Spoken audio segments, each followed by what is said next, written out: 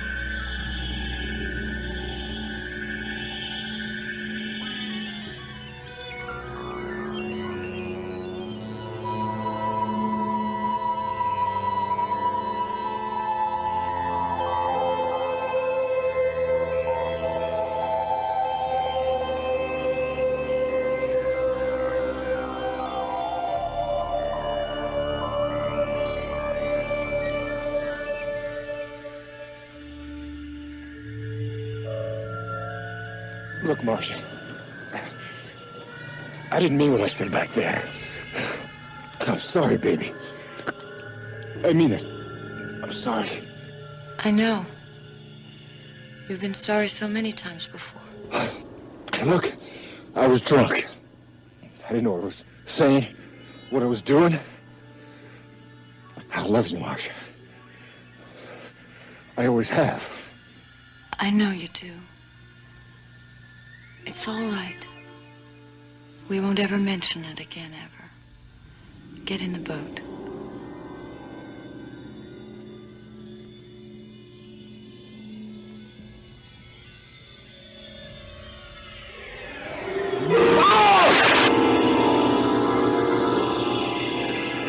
No, Marcia! No!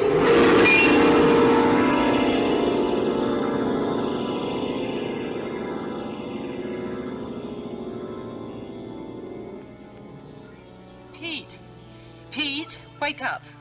Wake up. Pete, wake up. Wake up. Oh, poor darling. Oh, Nora. What is it? What's wrong?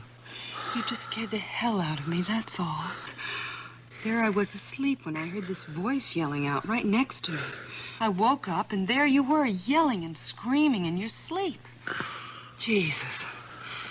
I thought I was sleeping with another man. I must have been having a nightmare. There was this crazy voice coming out of your mouth. What did it sound like? Weird. Deeper than yours. Coarser. God, I'm still shaking. Oh, I'm sorry, babe.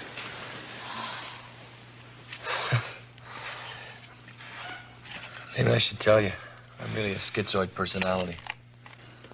A regular Jekyll and Hyde. Who's Marcia? Marcia? You were yelling her name in your sleep.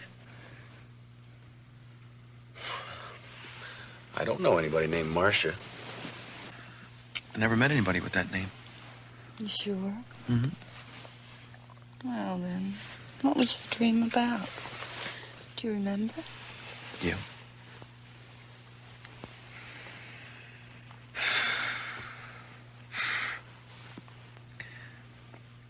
She was hitting me in the balls with a paddle. Well, obviously she didn't do you any harm. Hey, where are you going? We still got a little time. Not today, Professor. I've got a discussion group at 9.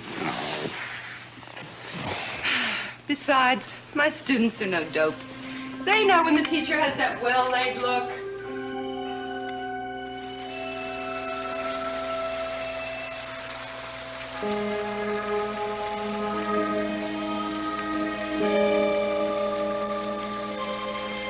I suggest you read the reports on the Iroquois Confederacy sent back by the Jesuit missionaries to their superiors between the years 1611 and 1768. The political effect this powerful confederation had on the history of the colonies is significant, particularly in the years 1700 through...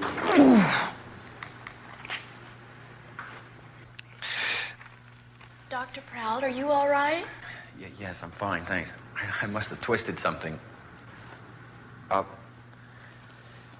Listen, if you don't mind, I'd like to finish a little early today, and then we'll pick this up the next time. Thank you.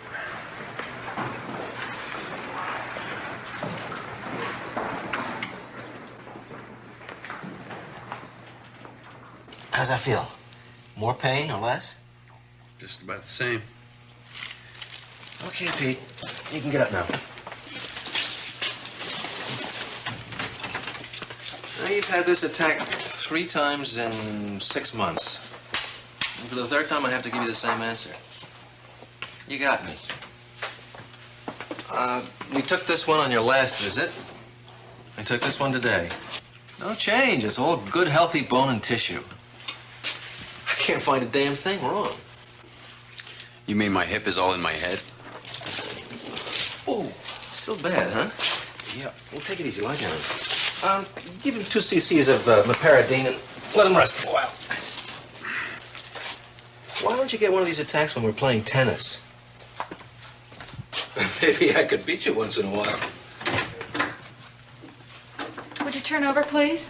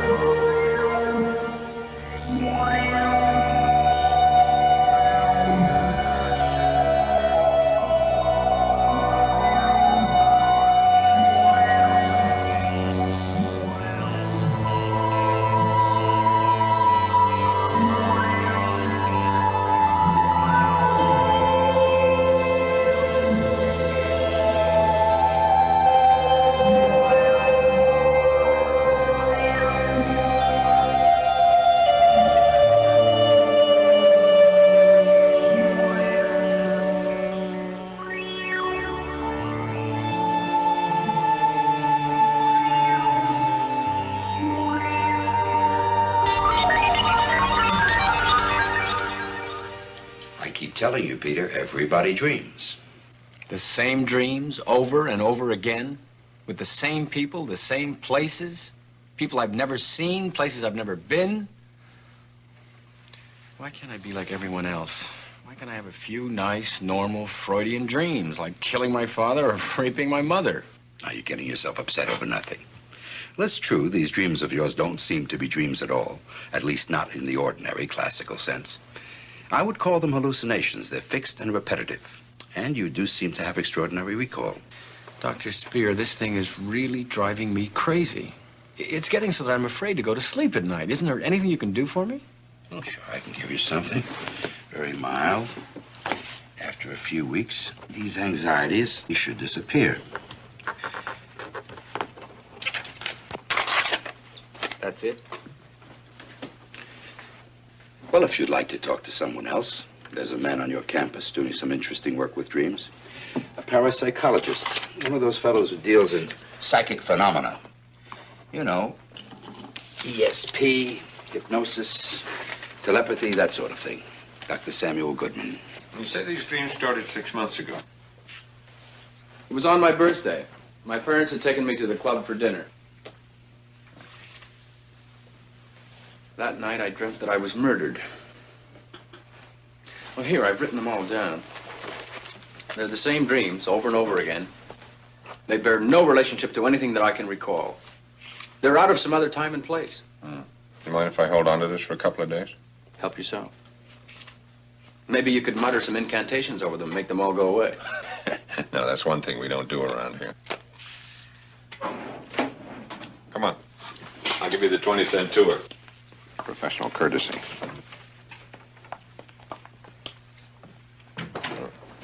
These are our experimental sleepers. We do a brisk referral business from local psychiatrists. Patients with dream amnesia, for example. Everybody here is designated by number, not by name. Hi, any news from Dream Street yet? No, but some of the natives are restless. Number 3 brought his security blanket. Says he can't sleep without it. He's 53 years old. These kids are all graduate students. They monitor 8 sleepers a night. This is our electroencephalograph. You ever see one of these things? No, I haven't. They record brain waves, rapid eye movements, other data while the subject is dreaming. Uh-oh. Number 5 coming through.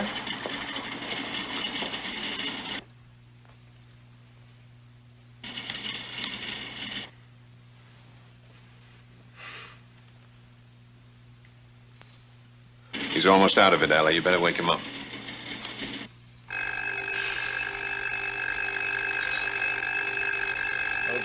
Okay, God damn it, I'm awake.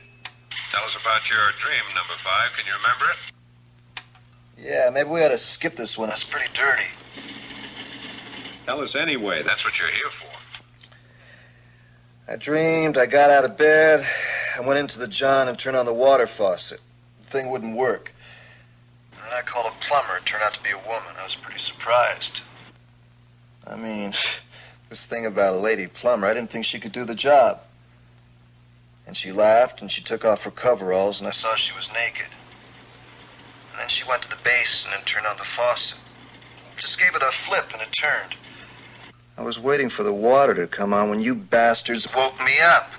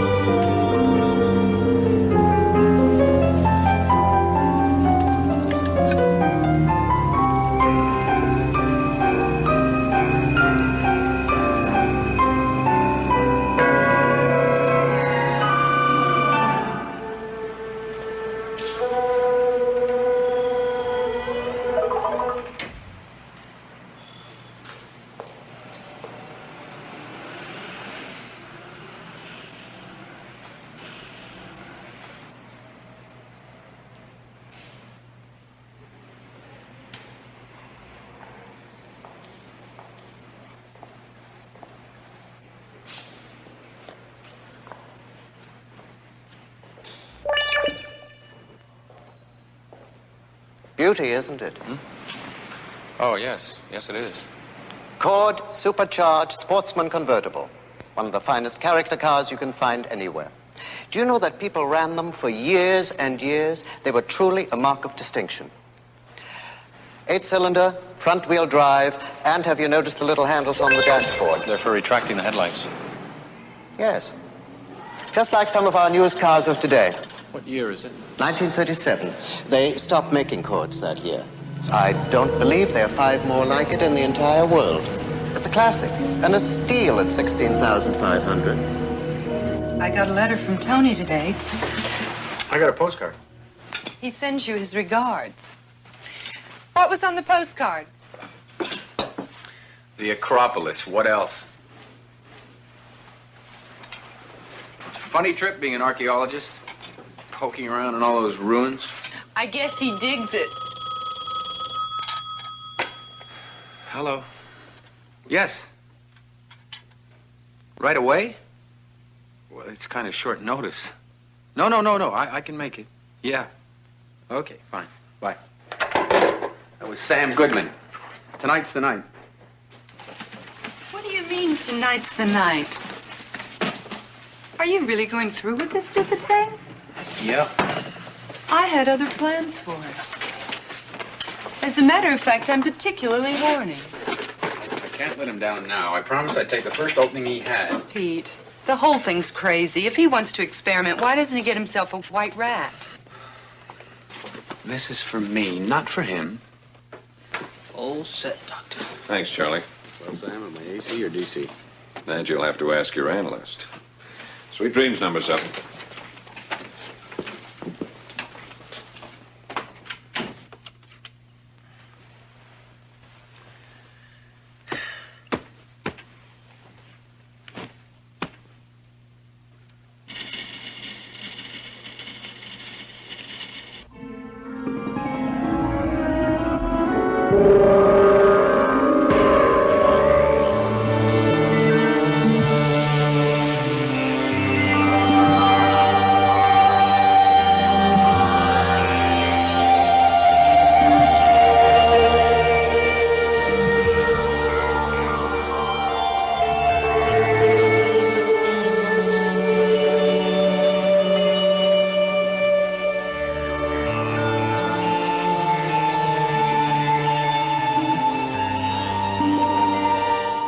Number 7 doing? He's not getting his money's worth. Instead of one dream every 90 minutes, he hasn't had any. All night long. Good shot. Good shot.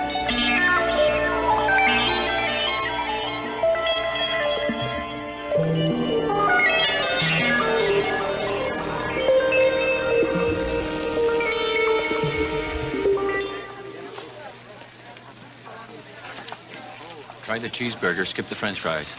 And how are you today, number 7? Fed up, tired.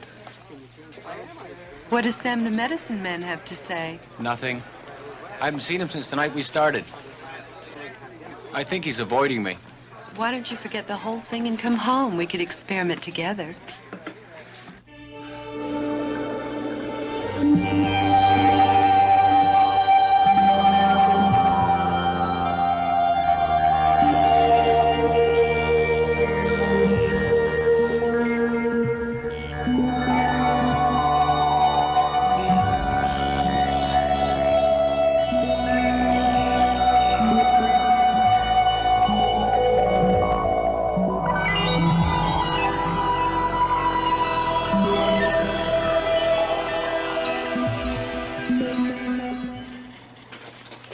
Anything?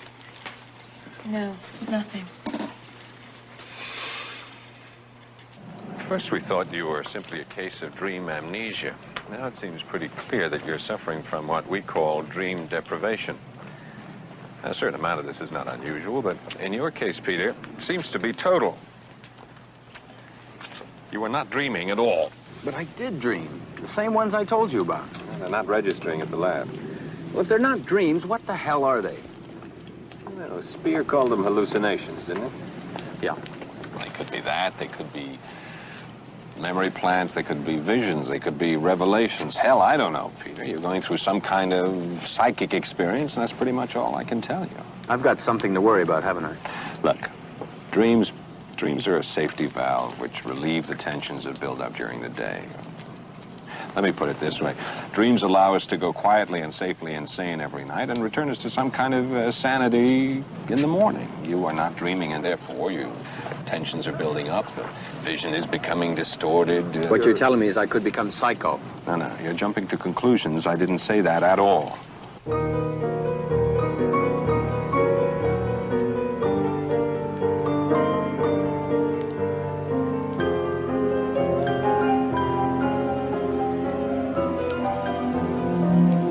What have you got on interplanetary movements? My husband's a Saucerian, and he just loves flying objects. By the way, could you put me next to a good clairvoyant?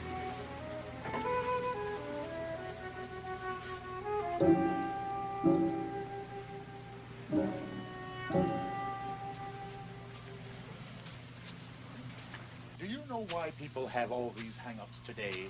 They're guilt-ridden. Man, they're repressed. But in the Church of Satan, there is no guilt. To sin is to act natural. The only sin is not to sin. Virtue is bullshit. Love is a loser. Give your soul to Satan!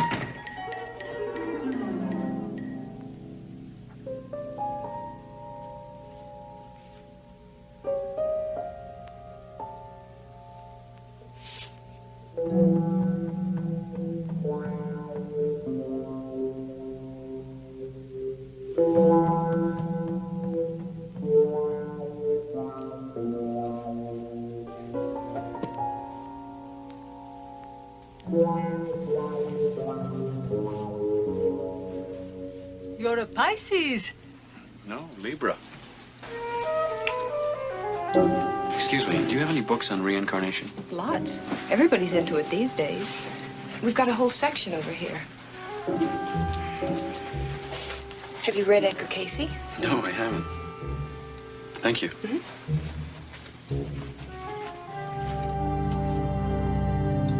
On that car, that 1937 Accord, how do you account for that? Like Sam Goodman said, you probably saw it someplace and it just got stuck in your unconscious. But I knew it exactly, right down to the dashboard. And then suddenly there it is, standing in a showroom, waiting for me as though it were trying to tell me something. No, that's fine, thank you. Thank you.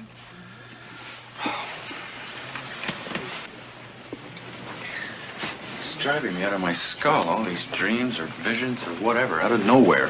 And that strange voice calling out in my sleep. That voice must belong to the man that I was. What did you say? I must have lived before. I must be the man playing tennis in those dreams, driving that car, swimming in that lake. And that woman, Marcia, she must have meant something to me.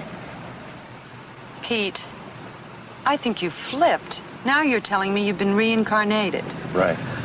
You died and you were born again. Right. But you don't know your name, rank, or serial number? Right.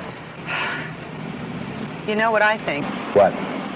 I think you've got to quit reading those books you brought home. I mean, reincarnation. You don't really die. Your soul just floats around until it finds a home in another body. Life is one big karma trip. Take it from me. When you're dead, period. Maybe I ought to go to Saginaw for a couple of days. Just to smile and say hello to the family. After that, we have the whole summer before Tony comes back and asks me to marry him.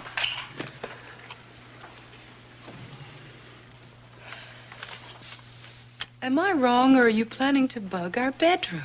If you ever hear that voice coming out of me again, I want you to turn this on. Do you know how to work it?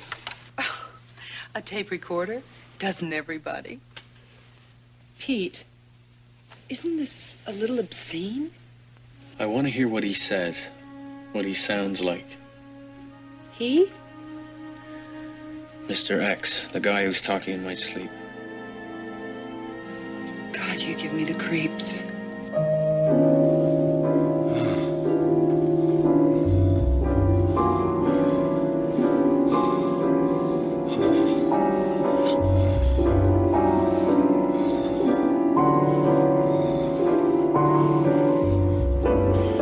Marcia, I didn't mean what I said back there. I'm sorry, baby. I mean it. I'm sorry. I was drunk. I didn't know what I was saying, what I was doing. I love you, Marcia. I always have.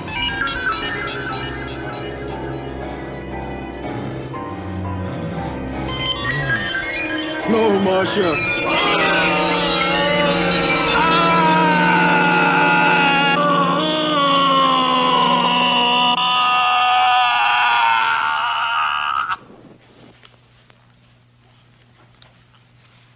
Wild. That damned voice. What am I, some kind of insane ventriloquist? I can't eat, I can't sleep. I can't even face my students anymore. Look, I'd like to try something. Have you ever been under hypnosis? No. Okay. Go over there, lie down, take off your shoes and relax, huh?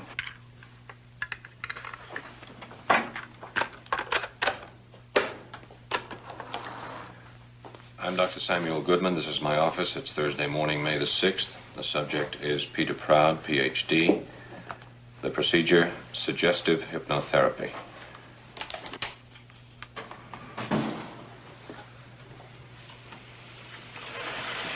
Okay, I'm relaxed. What now? Here, make yourself comfortable. That's right. Lie back on that.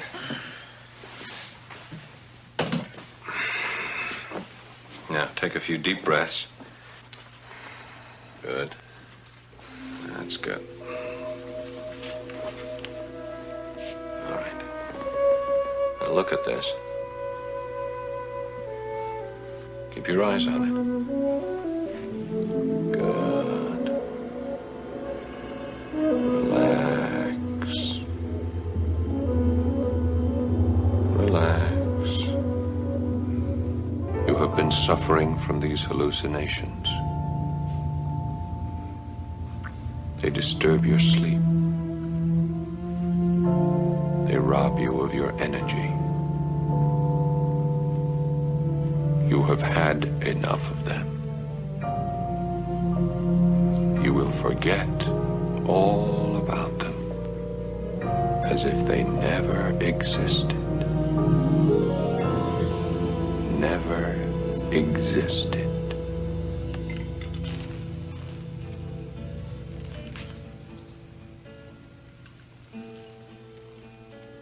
Then and now, the changing face of America over the past 50 years, in its population, its regional economics, and in other ways.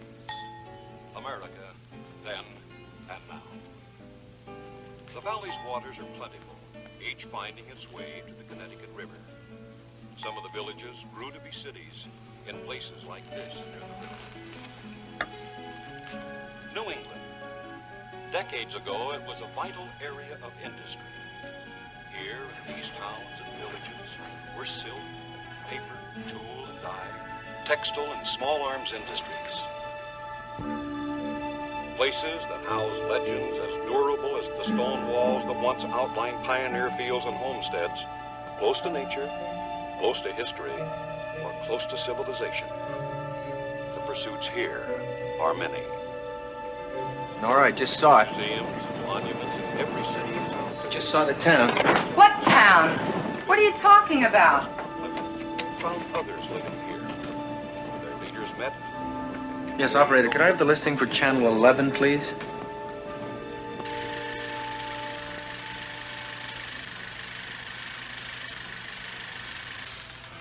Well, that's it. The sequence ends right here. Okay? Yeah, thanks.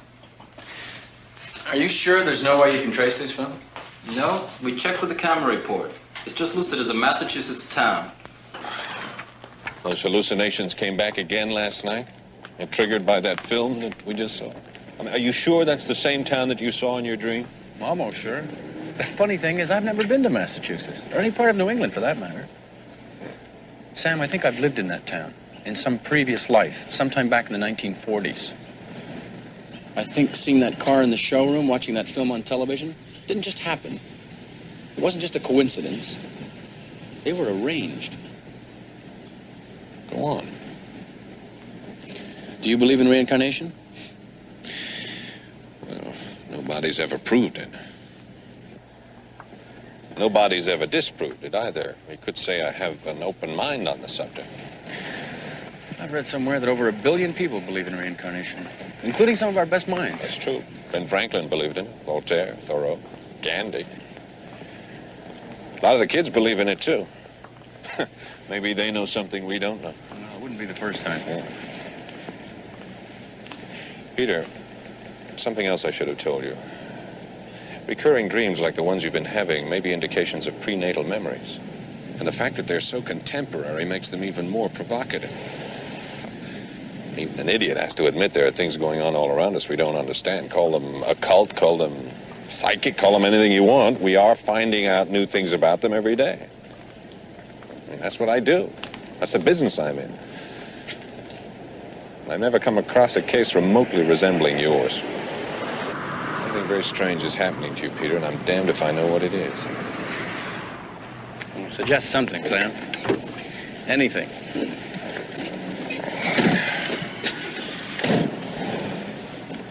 That town.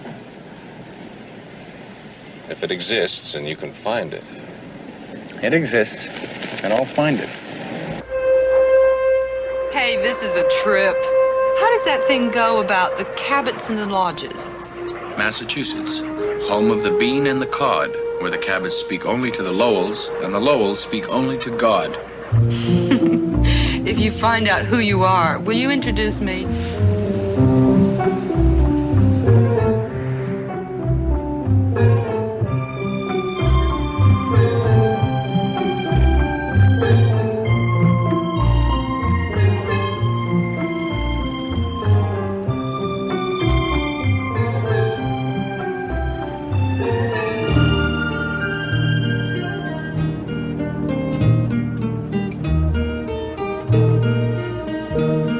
How far to Farmingham?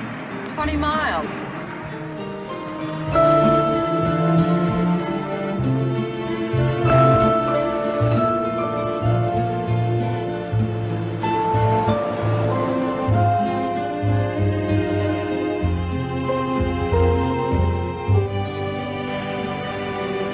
You know what Northampton's famous for? No, what? Girls. It's the home of Smith College.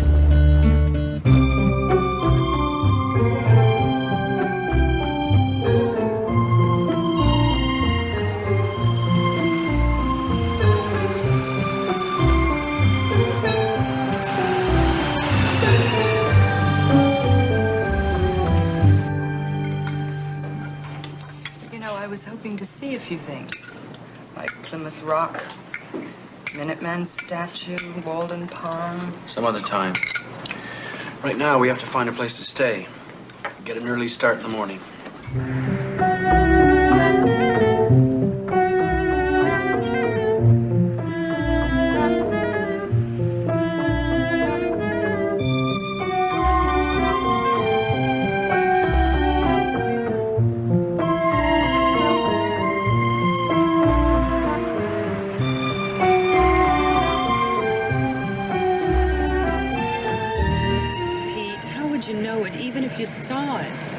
About some town as it was 35 years ago.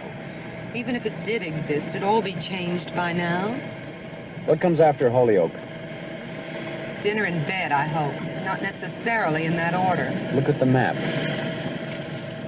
You look at it. Why'd you have to pick such a big state?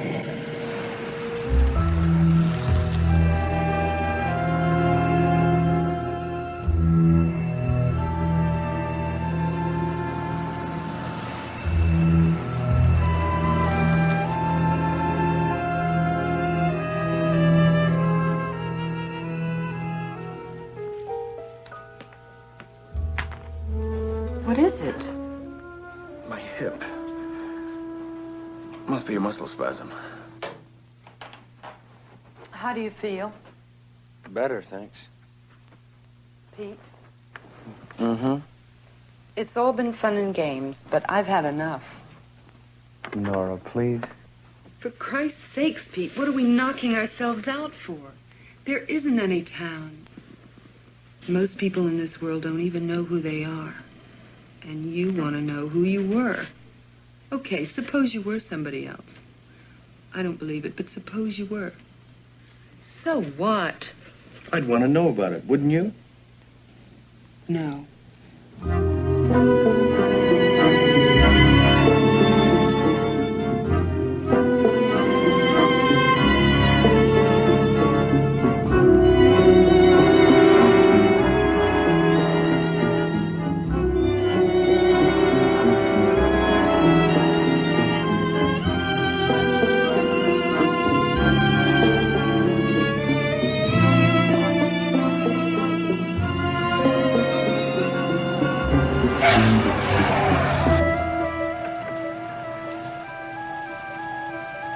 could be the town.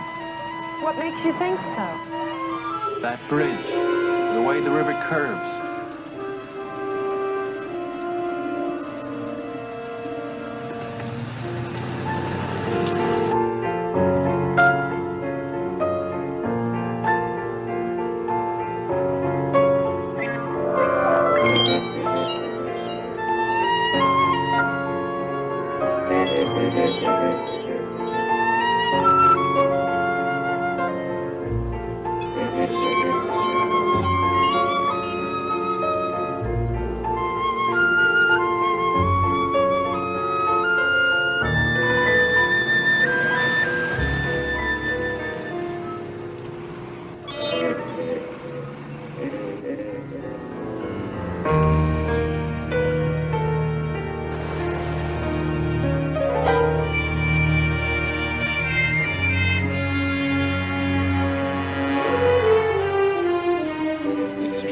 To the left. The statue. The Puritan statue.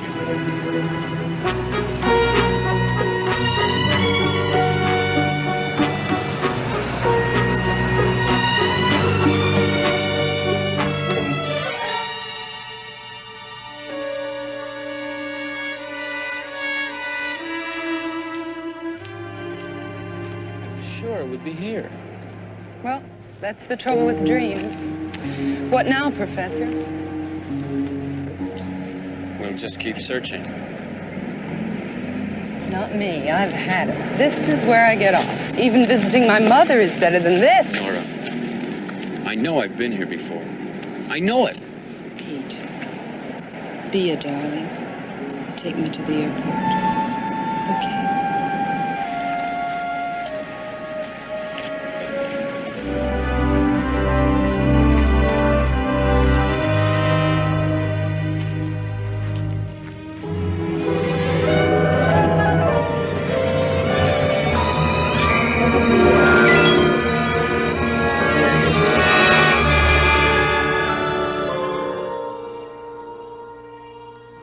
Goodbye, Pete.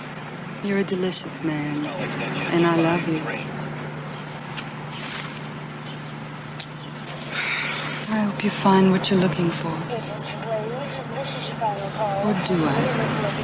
Attention, last call for passengers on flight 401 to Miami. Gate set.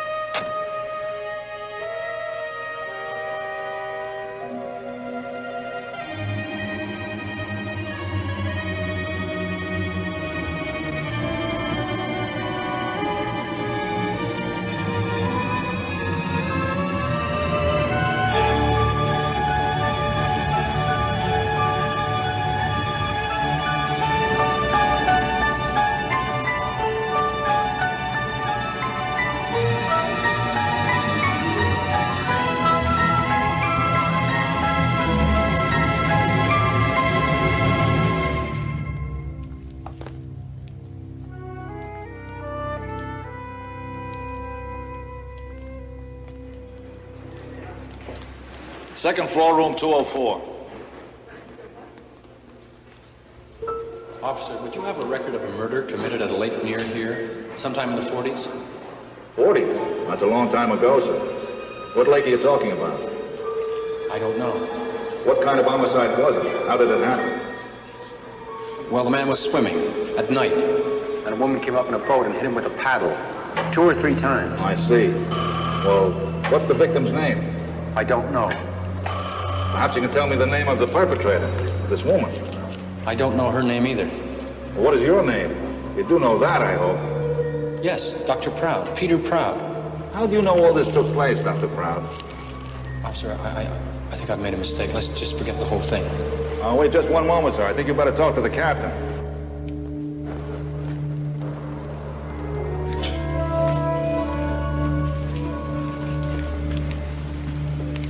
Excuse me, do you have any rooms available? For how long, sir? I don't know, several days. I believe we can take care of you, sir. Thank you.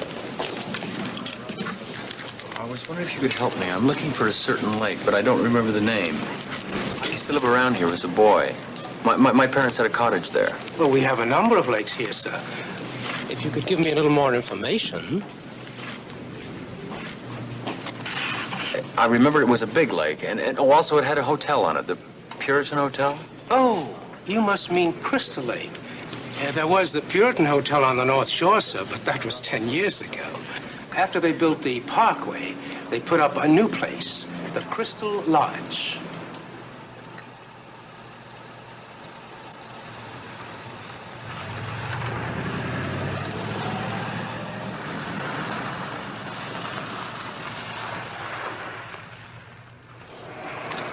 Afternoon. Good afternoon.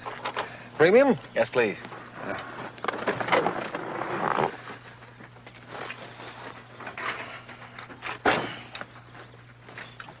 Been here long? I'm alive. Born near here. Maybe you could help me with some information. Depends. Well, I'm a writer, you see. True mysteries. You know, famous murders that happened in the past. That's so. Murders, huh? What do you know? Murders, huh? My wife's crazy about that kind of stuff. Watches all those programs on TV. Personally, I don't care for much. Someone told me there was a famous murder right here at Crystal Lake, way back in the 40s. 40s? Yeah, they found a man in the lake. The way I heard it, some woman murdered him. Oh, you must be talking about the Grady case.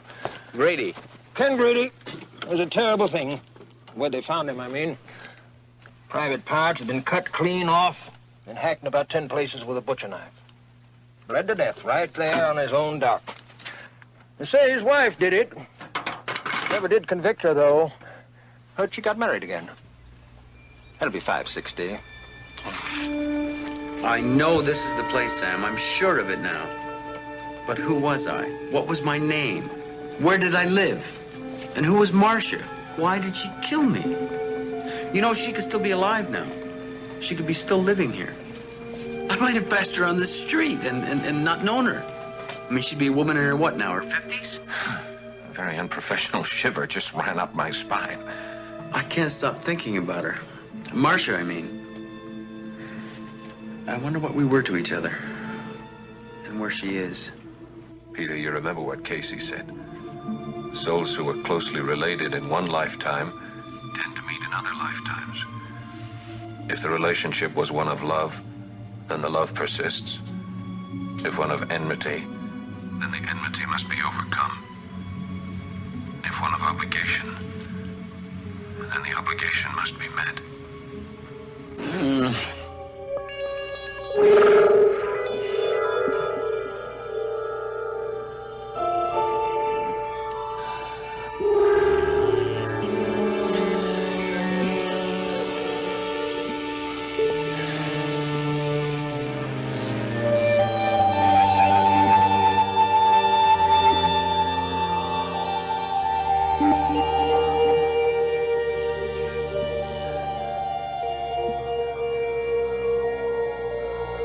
Come on, baby. I'm sorry. Don't.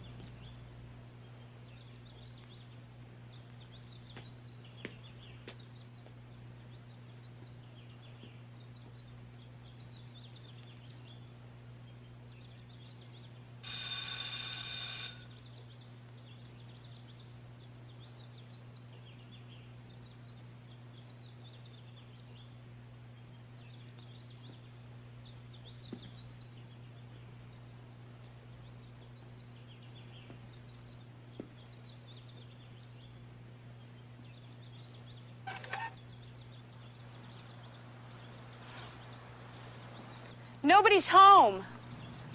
She's gone.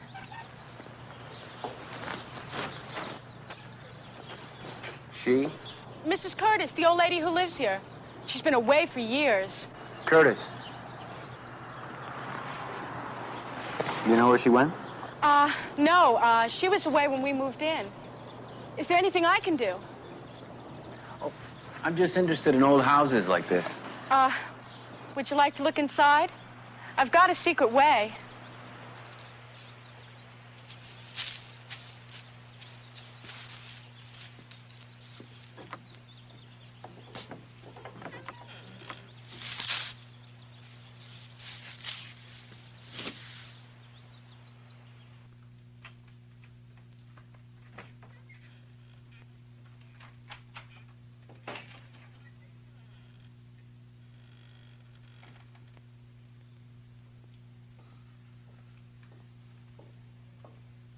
Thanks. You're very resourceful.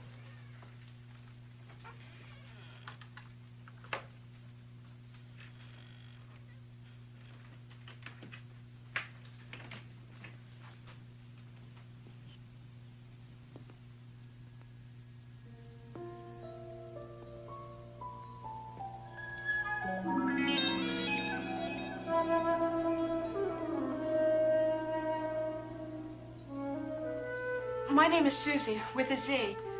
What's yours? Peter. Pete.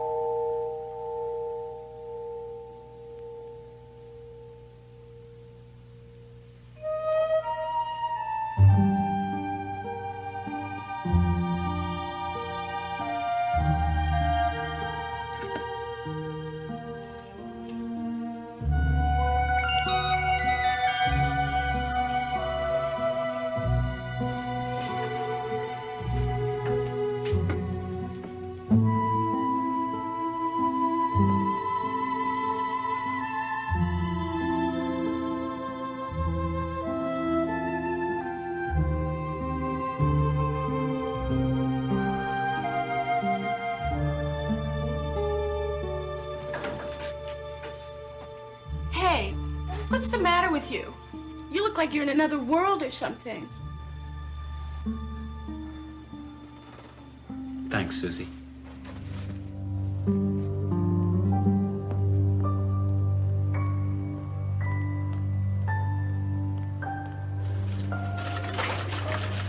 See, Curtis. Jeffrey Curtis. Nope.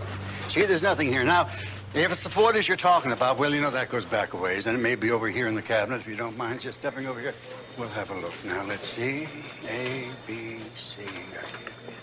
Oh, yes, here we are. Jeff Curtis, deceased September the 27th, 1946. It's on microfilm. You see, we file the older stuff that way to save space. Now, have you ever operated a machine like this? No. I'll set it up for you. You put the spool on here, and you take the film and you thread it down through here. Now, there we are. Now, you turn this dial to advance to the story you want. Then you turn it right side up, and if you want to print out, you push this button. Okay? It's yours. Thanks.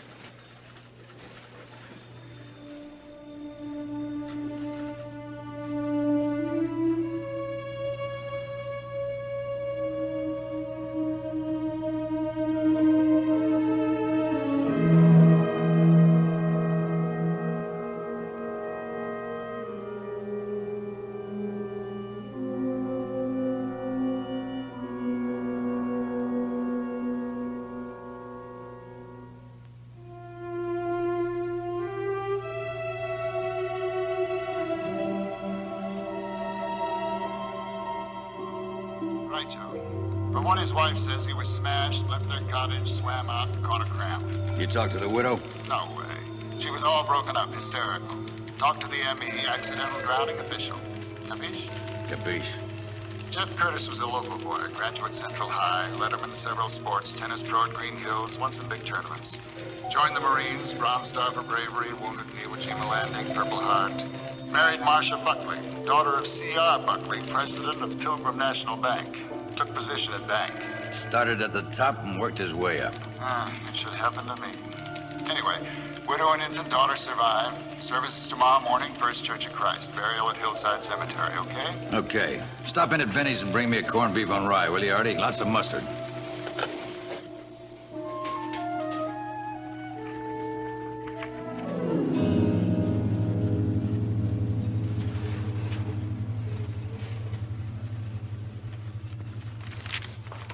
Do you have a local telephone book I could use? Yes, sure. Here. Help yourself.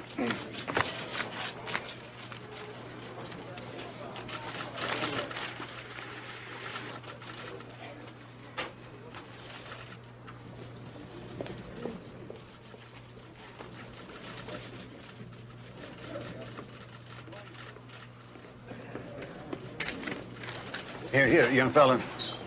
Sign here, please. Date 2.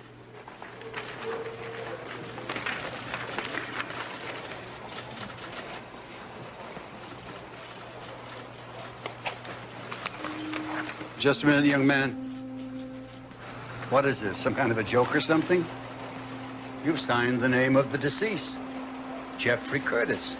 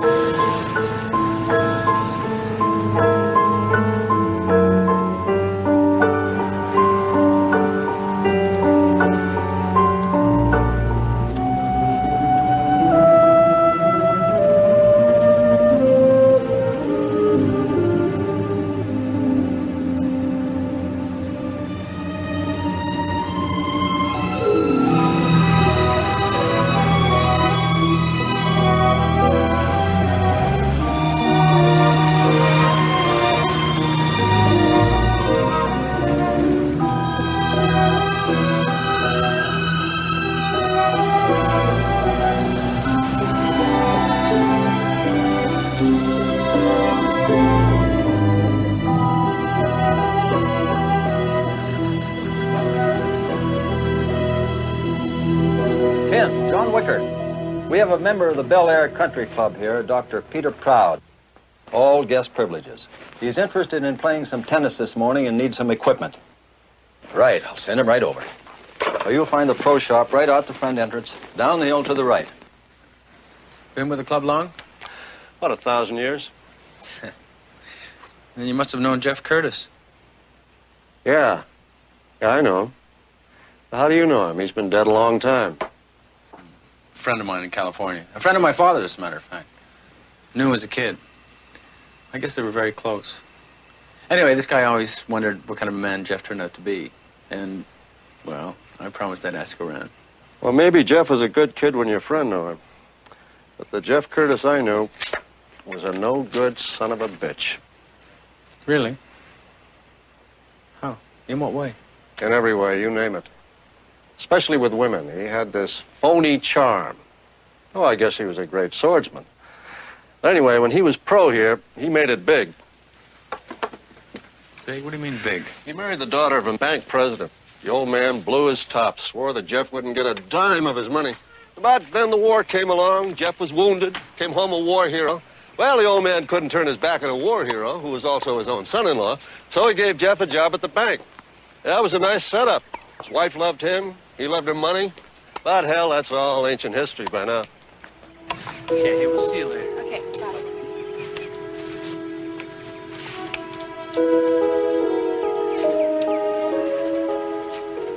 Like the volley?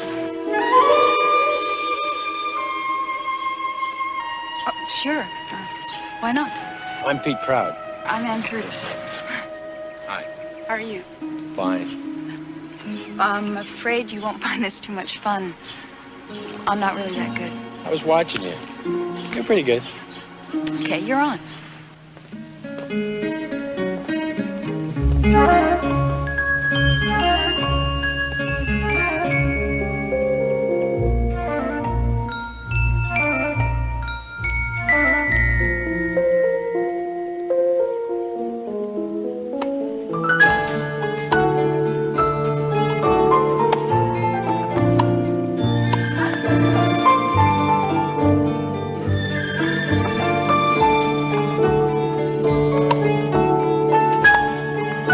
Good shot.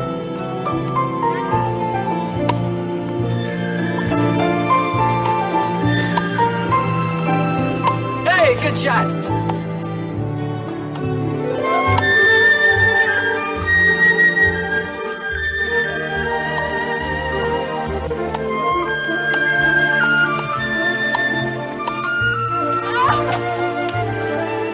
You play a good game, man.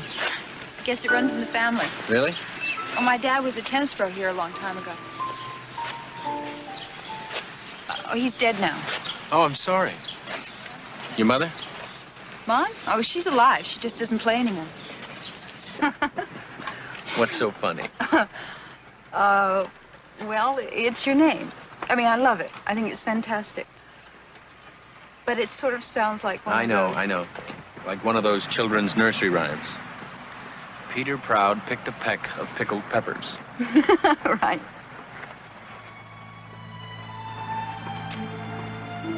Who are you, Peter Proud? And what are you doing in Springfield? And why am I about to have a drink with you?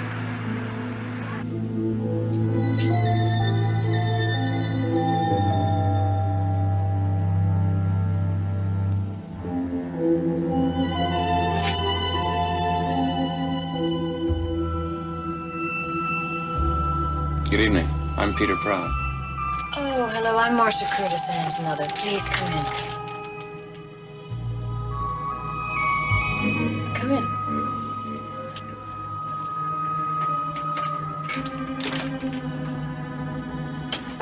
Ann's just upstairs. She'll be down in a moment.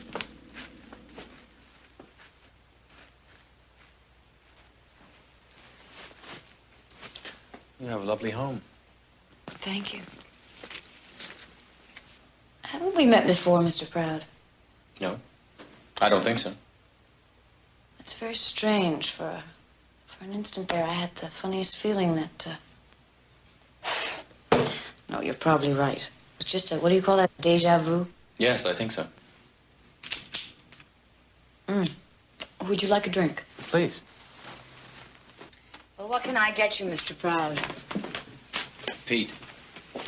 Scotch and soda, please. Anne tells me that this is your first trip to New England and that you're researching a book. That's right.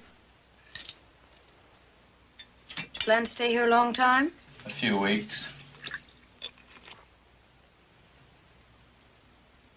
That was my husband, Jeff. He died a long time ago. I know. Anne told me.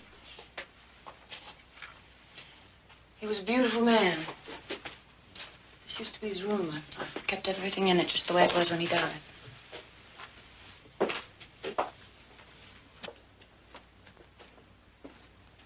Anne tells me he was a great tennis player. Oh, yes, he was. He was. Until the war came along, and then after he got hurt, he played very seldom.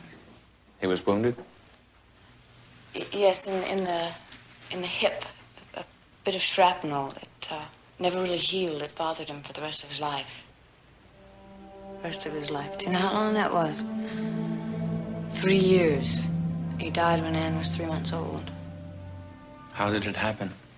Such a ridiculous tragedy. He went for a swim one night. He was a strong swimmer. But, I begged him not to go because, well, it was cold and he'd had quite a lot to drink, you see, and after a while I became very worried and I went out in my boat to look for him, but I couldn't find a trace of him. They found him later, much later, at the bottom of the lake.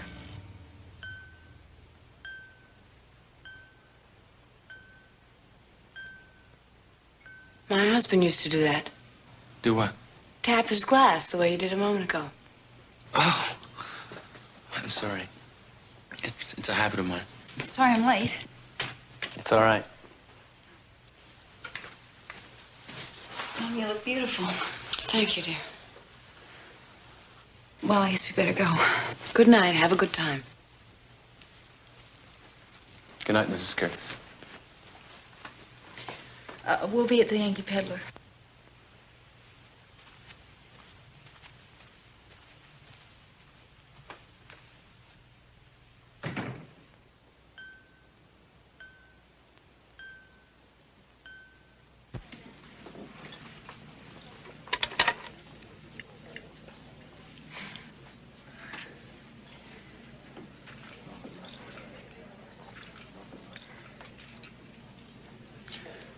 Your mother told me about how your father died. She did? That's funny. I've never heard her discuss it with anyone. Why you? I don't know. Terrible thing, wasn't it? Well, I was just a baby, so I don't remember him.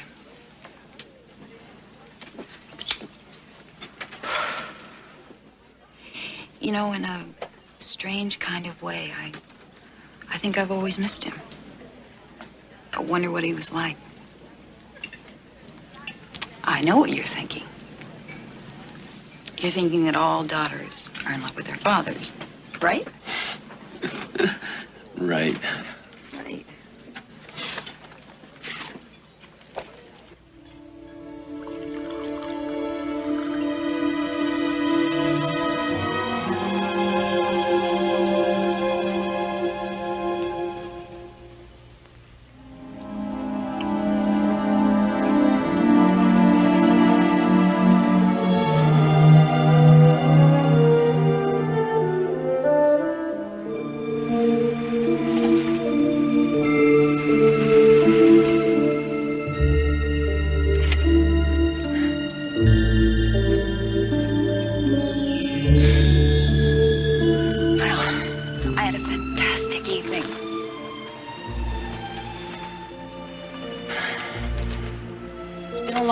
Since I had a real gentleman caller.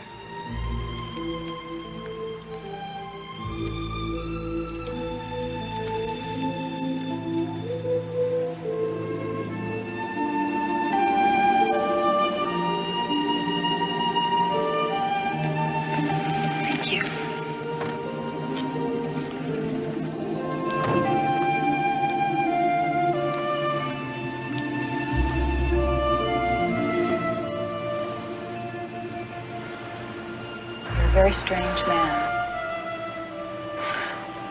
But a nice one. Good night. Good night, Anne.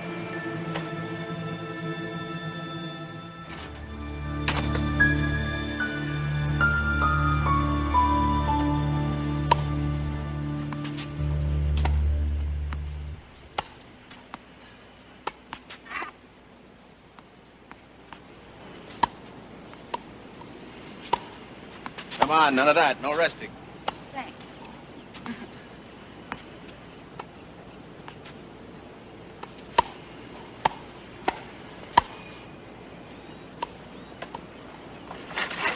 Well, well, Marcia.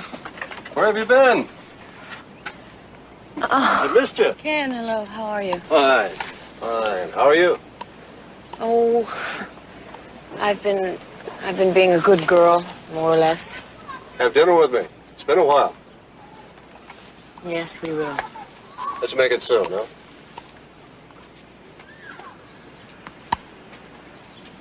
Plays a good game. Do you know him? Yeah. Bought a lot of stuff in my shop. Asked me a lot of questions about Jeff, which struck me kind of funny. Jeff? Well, why would he be interested in Jeff? Some friend of his father's knew Jeff when he was a kid. At least that's what he told me. Well, gotta be going. Don't forget, we owe each other an evening by now. Mm-hmm. Bye.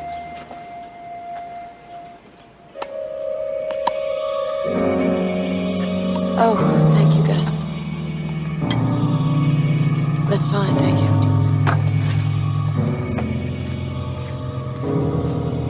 Hey, good shot. Hey, good shot. Nice, nice. Good shot.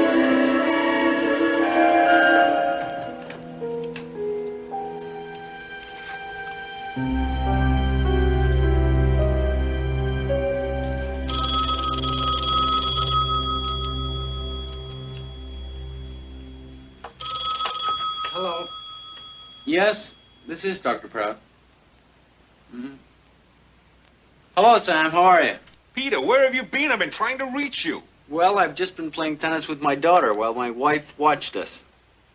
Would you mind saying that again? I don't believe I heard you say what I think you said. Well, let me put it another way. My name was Jeff Curtis. Marcia was my wife. And I had a daughter, Anne, who was still a baby when I died. All right. Give it to me piece by piece while I take it down. On one condition, Sam. That for now, it's just between the two of us.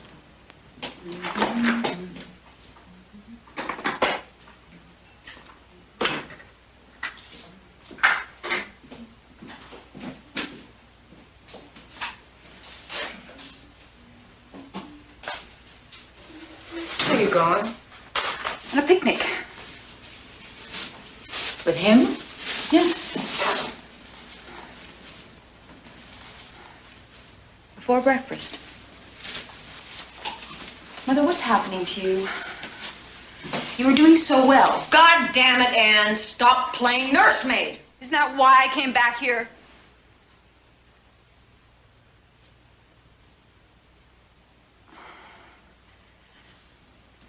I'm sorry.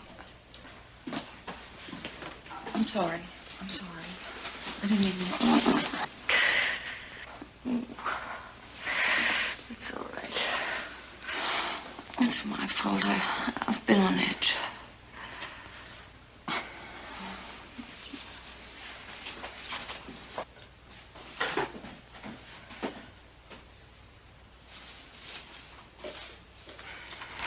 You've been seeing a lot of him. Why not? It's the first man I've been interested in since I came home. Anne, you hardly know him. I know. That's what I'm trying to do. Get to know him. And he worries me.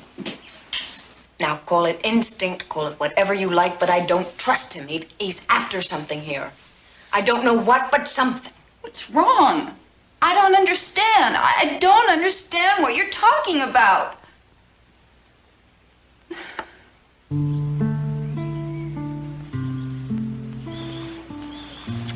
So after the divorce, I left New York and I came back here to stay with Mom for a while. A while is now in its 10th month. I should write him and thank him.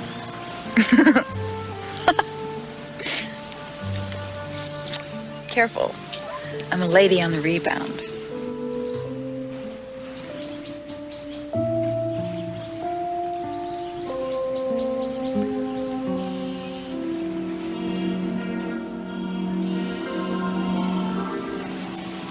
Is it me? No, it's me. If I tried to explain, you'd probably think I was insane. Maybe I am. Oh, Anne, I have some things that I was going to take to Grandma Curtis in the morning. I'm really not up to it. Would you do it for me? I have a tennis date with Pete at 10. Take this away. I'm not hungry. Mother, you really should eat. It's all packed with nice things, fresh things. Besides, you haven't seen your grandmother for months. Right.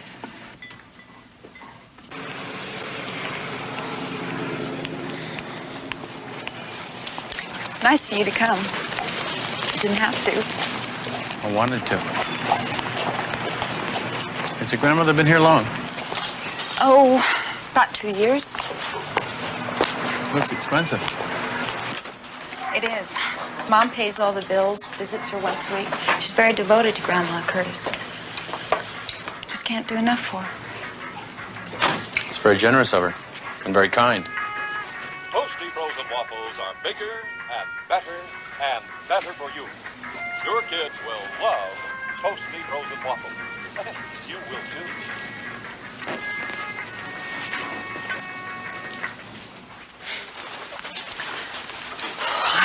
I always feel like crying when I come here.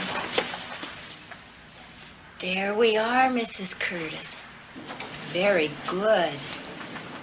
Hello, I'm Ann Curtis, Mrs. Curtis's granddaughter. Oh, and this is Peter Proud. I'm Miss Hagerson. We're just having a little lunch.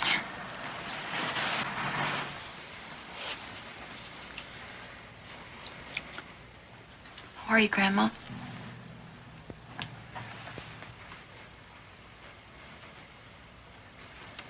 How is she? About the same. Your grandmother's very sweet. She never gives us any trouble. You never give us any trouble, do you, dear? Look over here. You have company. Isn't that nice? She doesn't know who you are, of course, but she's aware that someone else is in the room, that she has visitors.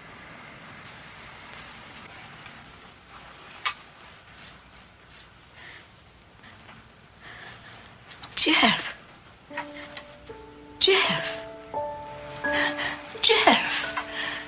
Isn't that interesting? You know, I think she thinks you're her son. She's never done this before, not with anyone. Where? Your bed. Why haven't you come to see me?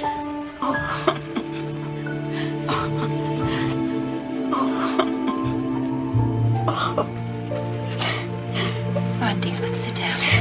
We'll have some more lunch. That's a girl. There, sit right here. It's all right. It's all right. It's all right. It's all right, Mother. Mom, you wouldn't believe how great Pete was today. You were great. He made it look so real, just as if he was your son. Anyway, you made an old lady very happy.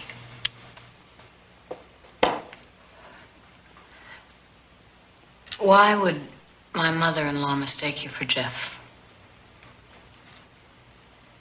I don't understand. You don't look like Jeff. You don't talk like Jeff. Believe me, I was as surprised as you are. I mean, why you? She has men going in and out of there all the time. She has doctors and psychologists and attendants, men in and out of that room all the time. Why would she think you were my husband? Mother, I don't know why you're making such a big thing out of this. I mean, it's probably quite simple, but she was probably dreaming about Father when we came in, and she assumed that Pete was Father. She doesn't recognize one person from another anyway. That's Crystal Lake, where my father drowned. Oh, we still own the cottage. I go there sometimes, just to be alone. Could we stop a minute? Sure, I suppose so.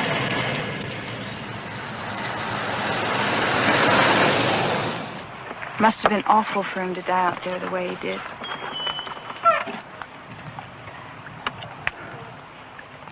That's the cottage. Could we go in? Sure.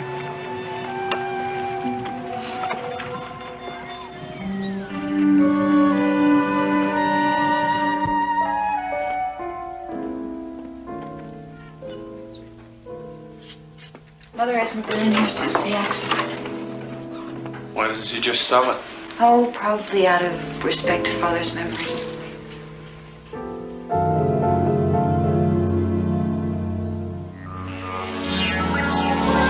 Come on, baby.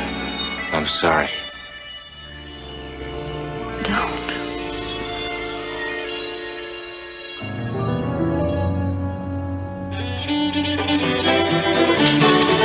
Circle left, you and me, a little brown jug, how I love thee, you and me, a little brown jug, how I love thee. Alaman left with a corner girl, run back home to a do-sa-do. Minstar left in the middle of the set, once around the ring you bet. Get back home with a do-sa-do. Alaman left and promenade, you and me, a little brown jug, how I love thee, you and me, a little brown jug, how I love thee. Hey, listen to the music of the carousel, the tingle-ling-a-lingle of the ice cream bell. You Alaman left the corner girl, you don't start or you own. The Minstar left all once around your room. You don't start or your partner and the corner's alley man. Come back promenade, go walking round the land. Here come summer sounds I love. Heads now, start to pass through, circle round the track. Why pass through Cloverleaf, the new Santa Joe? You square through three quarters and you swing the corner girl. You swing the girl around, you promenade around the town. Here comes summer sounds I love.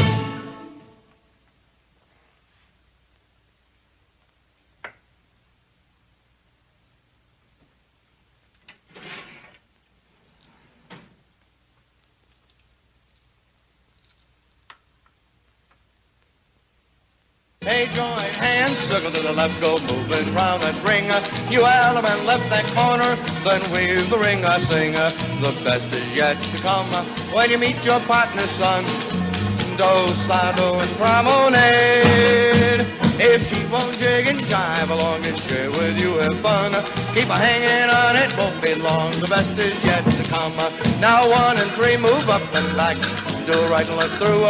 You pass through and separate around 1 and make a line. If she won't jig and jive along and share with you have fun, keep a hanging on, it won't be long. The best is yet to come. That was fun. Yeah. How did I do? Well, you're great. Yeah. Let's go for a ride. Okay. Oh, I know a beautiful spot. You drive, I'll show you the way. Okay.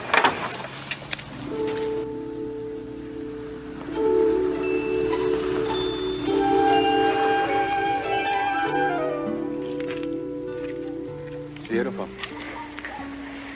Mom told me Dad used to bring her here. But actually, he proposed to her right over there.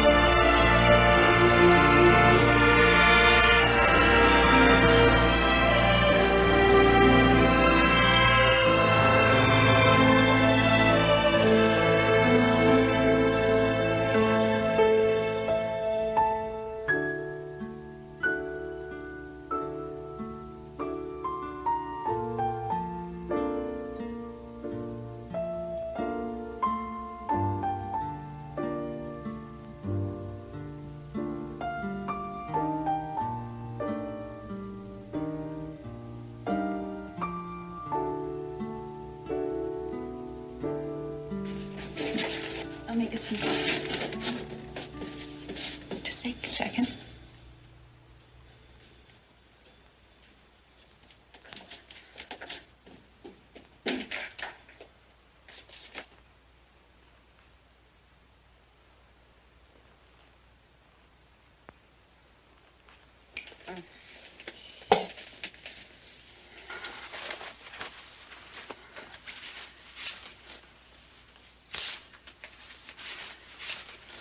Maybe I'd better go. No. Please stay.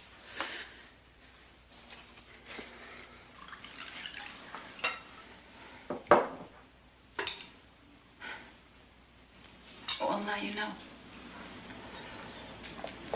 I'm sorry. Oh, don't be. It's pretty routine around here. She's been drinking since I was a baby. Got worse over the years.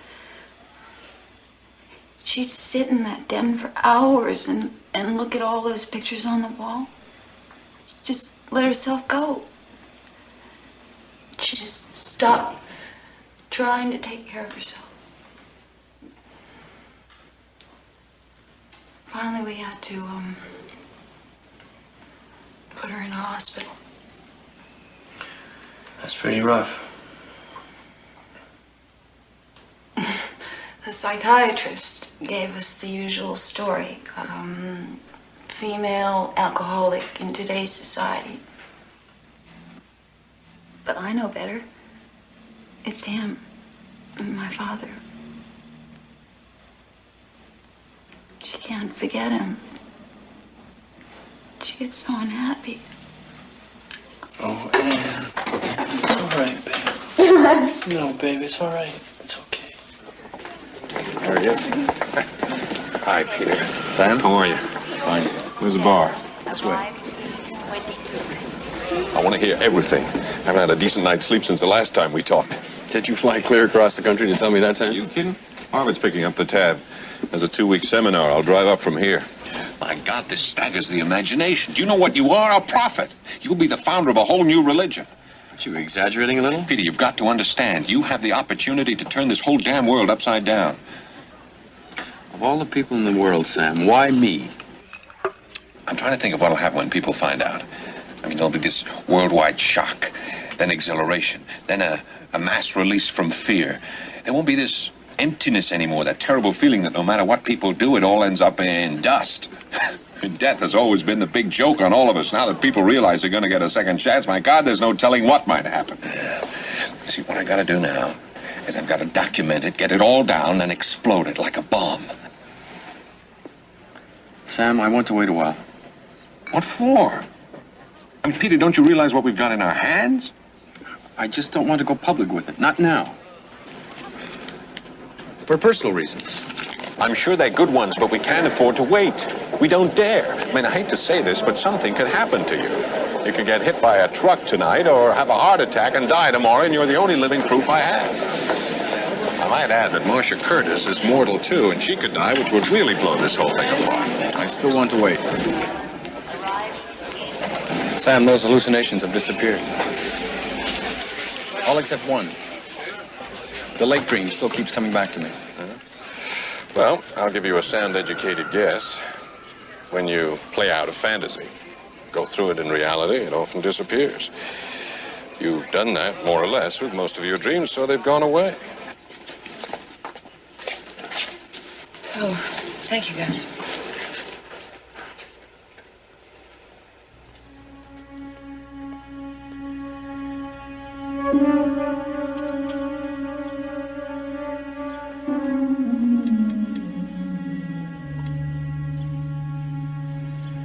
Come on, Lacey, how about a swim?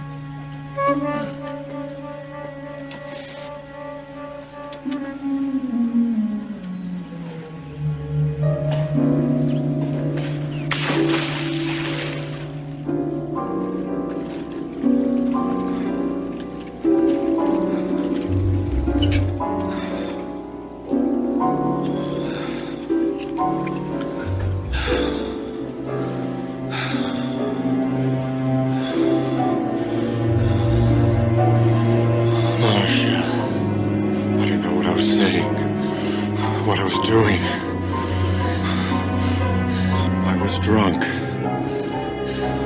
love you, Marcia. I always have. No, Marcia, no!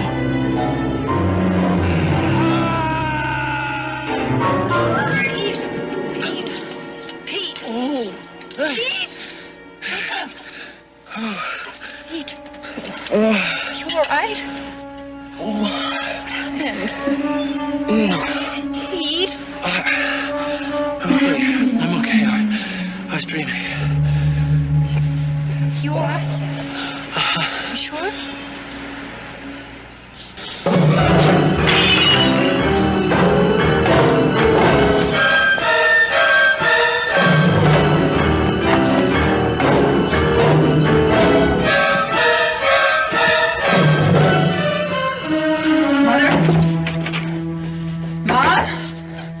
You all right?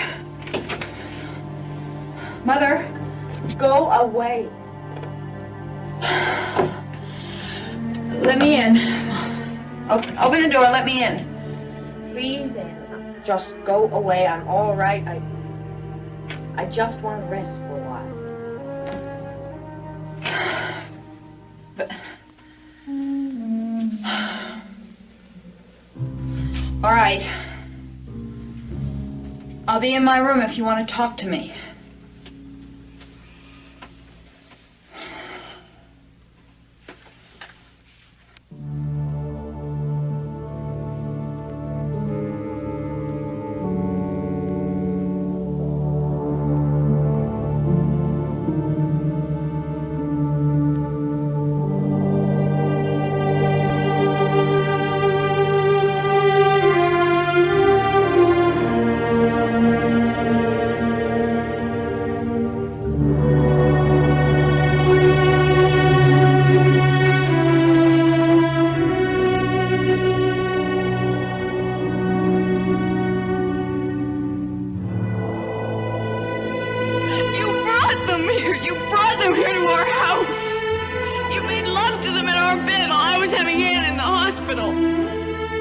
You want it, don't you, Marcia? No!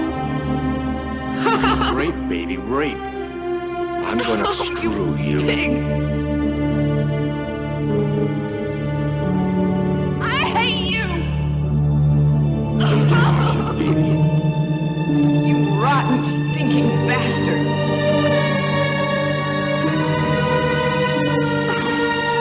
Oh, you bastard.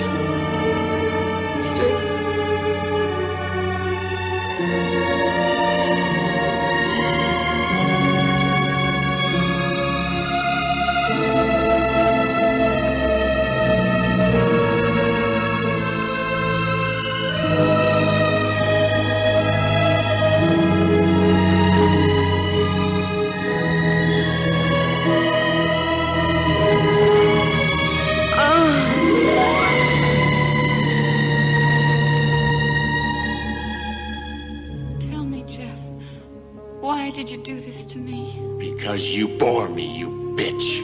I can't stand the sight of you. Where are you going? Out for a swim. I'm gonna wash off your stink.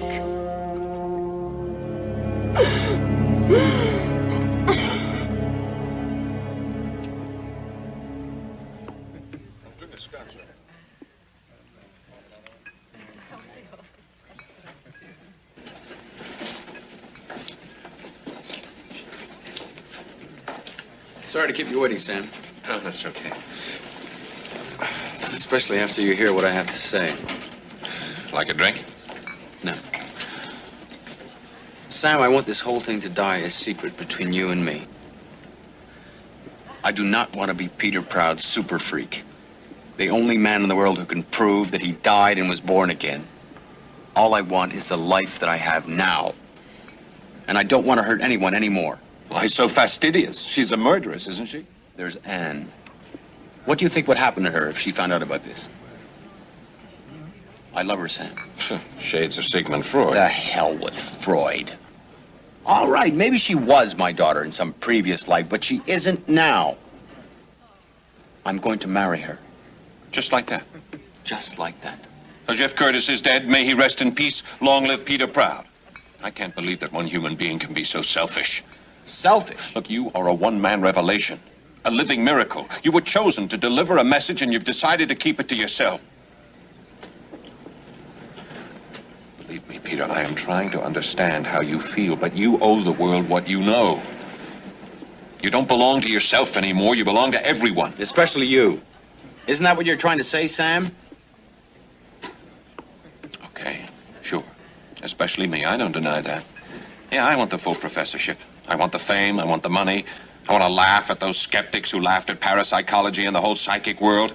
Yeah, I want to see 1,000,000 books with my name on it. That's fine, Sam. But I don't want to see mine.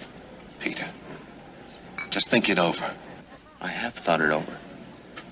Look, I'm going to go out to that lake and get rid of that last dream once and for all.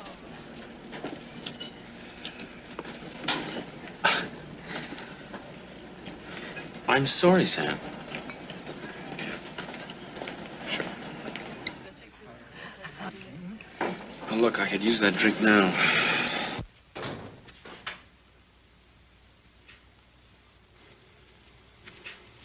Mom?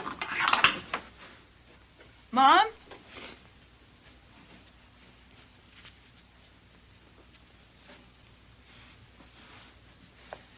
Mom? Mom?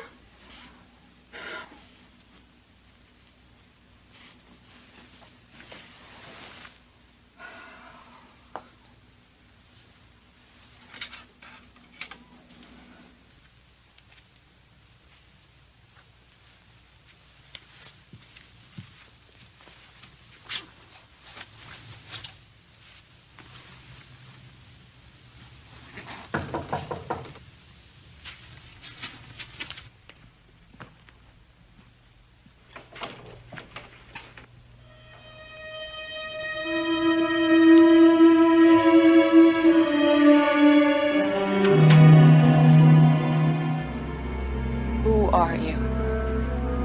You're not Peter Proud. You're somebody else. You're not even human. You're some kind of monster. Why are you after me? I'm not after you. Oh, you liar! You're trying to get at me through Anne. Well, just leave her alone, you bastard! Just leave us alone. Just leave me alone. Just leave me alone.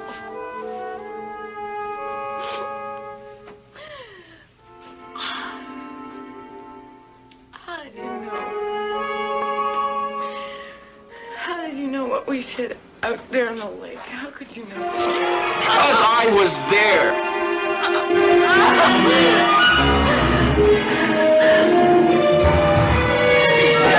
was there. I was there. I was there.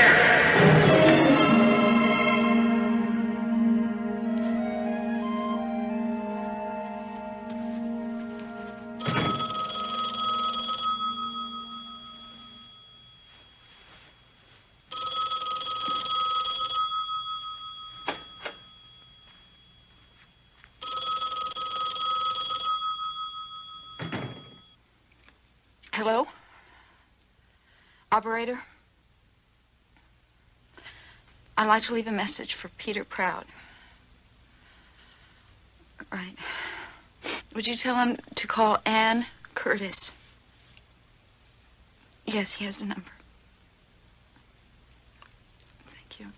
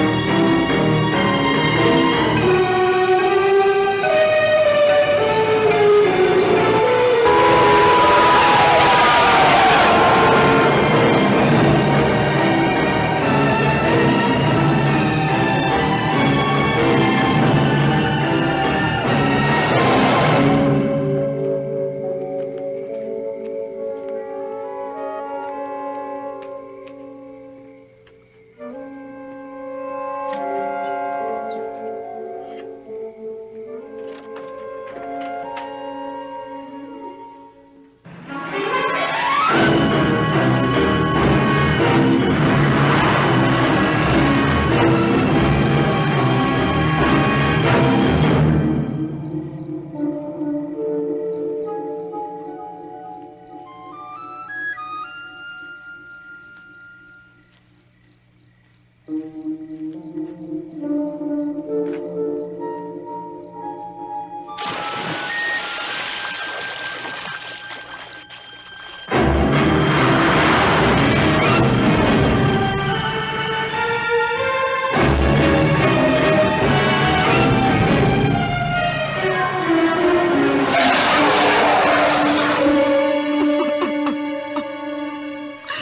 damn it, who are you? You're not Peter Proud. You're somebody else. You're not even human. You're some kind of monster. Some kind of a monster. Some kind of monster.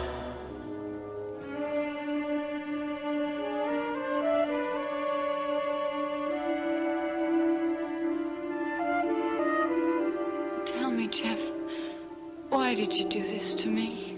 Because you bore me, you bitch. I can't stand the sight of you. Where are you going? Out for a swim. I'm gonna wash off your stink.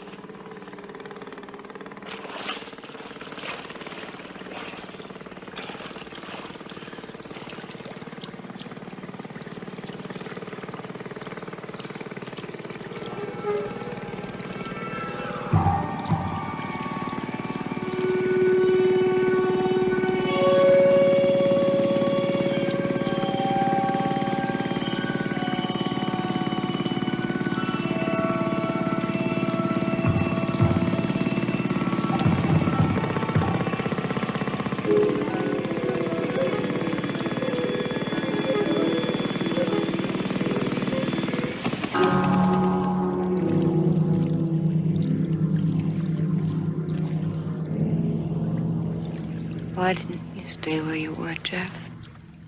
Why did you come back? You shouldn't have come back to torment me. Marcia, please listen to me. You're a monster, Jeff. It's not just me, it's Anne. You've come back here and you've seduced our daughter, our child. It's not true.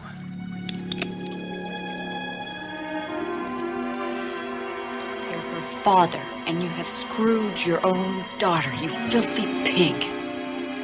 She doesn't know who you are, but I know who you are. Why are you making me do it all over again?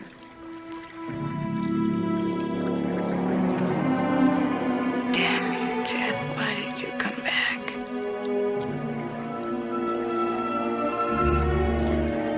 Marcia. No. Marcia, no. No. No, Marcia. No.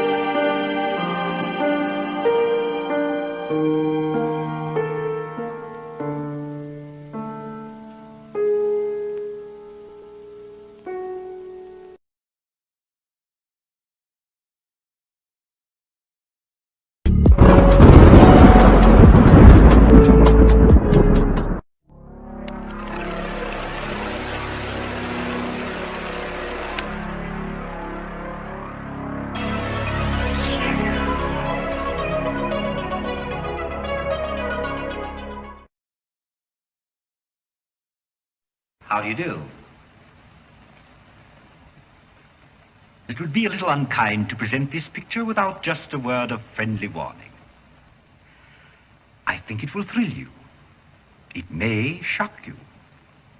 It might even horrify you. Well, we've warned you.